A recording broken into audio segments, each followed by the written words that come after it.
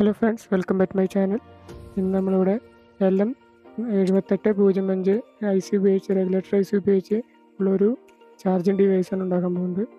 നമ്മളൊരു ICയും ഒരു USB female സോക്കറ്റാണ് ഉപയോഗിക്കുന്നത്. അപ്പോൾ ഇത് സിമ്പിളായിട്ട് നമുക്ക് വീട്ടിൽ തന്നെ ഉണ്ടാക്കാൻ പറ്റുന്നൊരു ഡിവൈസാണ്. ഏതെങ്കിലും ഉപേക്ഷിച്ച വണ്ടിയുടെ ബാറ്ററി ഒക്കെ ഉണ്ടെങ്കിൽ നമുക്ക് മൊബൈൽ ചാർജ് ചെയ്യാൻ പറ്റും. അപ്പോൾ നമുക്ക് വീഡിയോയിലേക്ക് പോവാം.